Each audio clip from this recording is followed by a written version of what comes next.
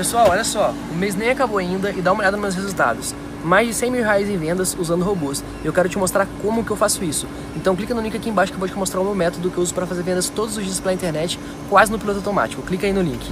Eu não tô aqui para te mostrar só os meus resultados. Eu quero te mostrar os resultados de um aluno meu que usou o meu método e também tá tendo muito resultado trabalhando pela internet. Dá uma olhada aqui, ó. No celular dele, hein? Ele vai abrir aqui o celular, vai mostrar em tempo real, no aplicativo do PagSeguro. Atualmente eu tenho mais de 18 mil para sacar e ainda tenho 3 mil para receber. O método do João Pedro realmente funciona e mudou a minha vida. E falando em vendas, olha só os resultados do meu dia de hoje. E olha que o dia ainda está começando.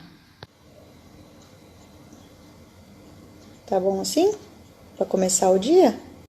Fala galera, beleza? Dá só uma olhada nesses resultados. Um mês trabalhando em casa, usando apenas o celular. Você também pode fazer isso. Quer saber como? Então clica no link na descrição desse vídeo que eu vou te ensinar.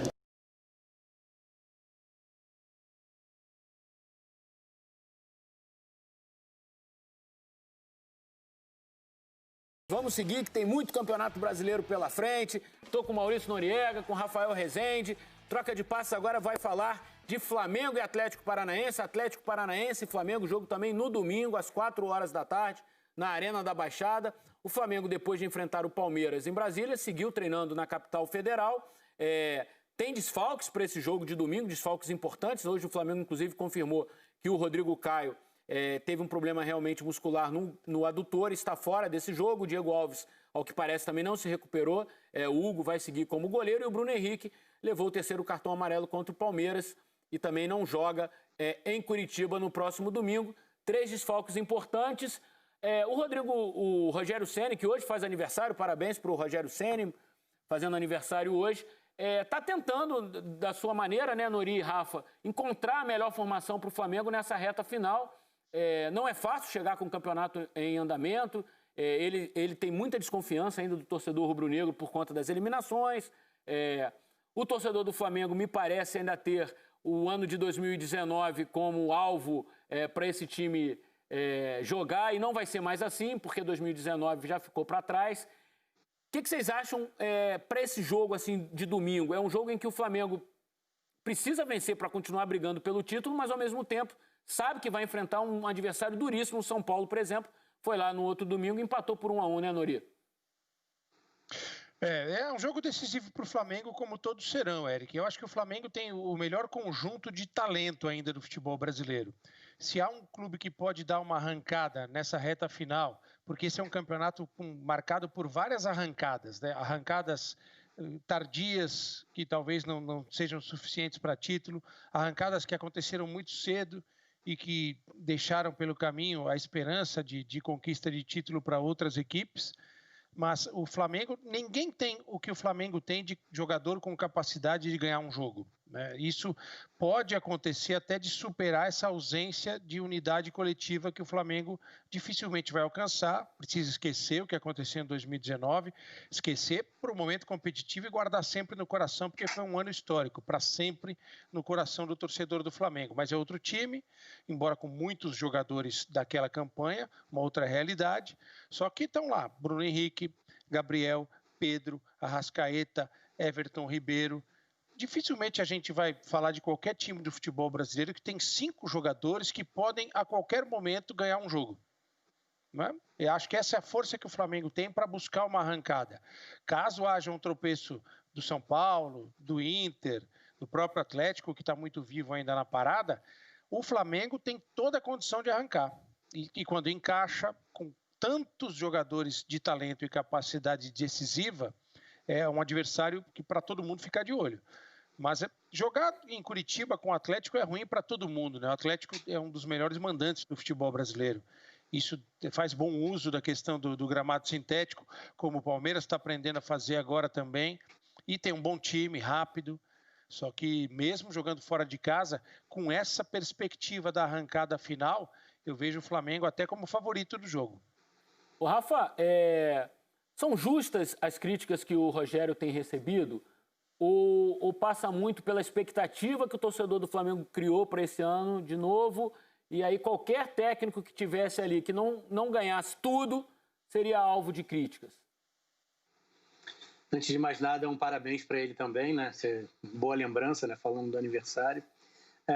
Eu acho que passa muito também pela mensagem que ele passou num primeiro momento, né? Na chegada, ele fez questão, e foi um risco, imagino que calculado, mas colocou uma pressão em cima do próprio trabalho quando aproximou o que gostaria de fazer do que foi o principal Flamengo do Jorge Jesus ainda em 2019.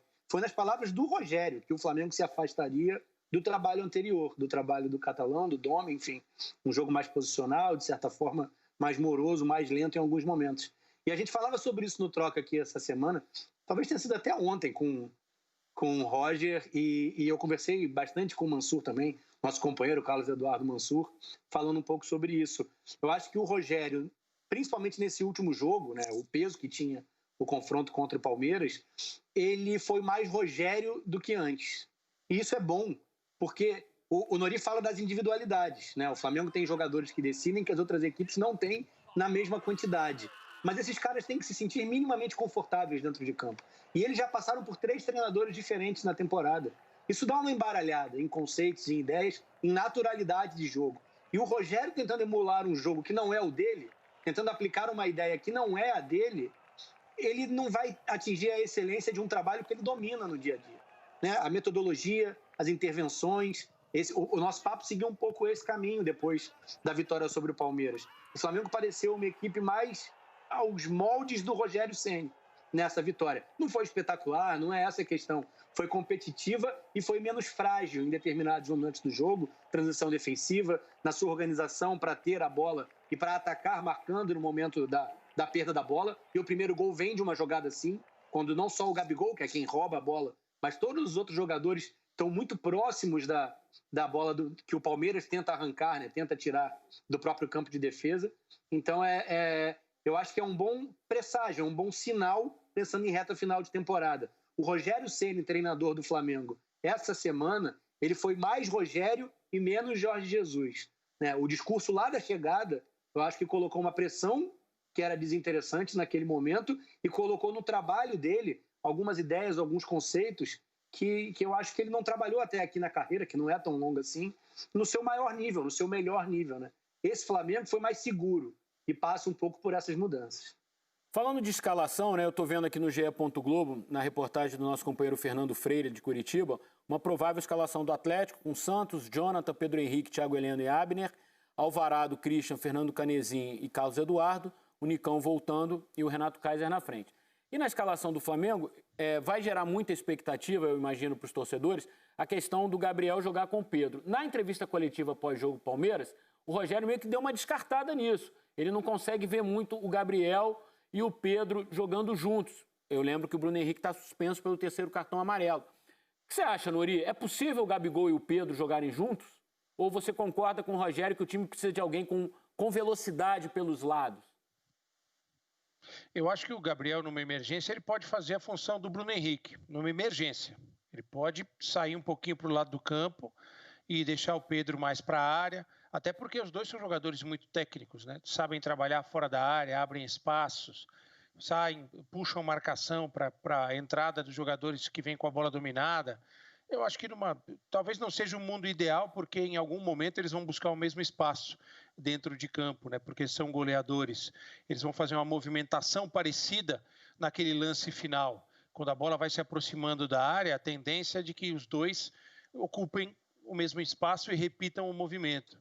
Mas eu acho que numa emergência com o Gabriel, principalmente por ser um jogador de velocidade também, de arranque, eu acho que dá para quebrar um galho. E é um galho de luxo, né? Vamos combinar, né? Porque o Gabriel e Pedro é uma baita dupla, pô.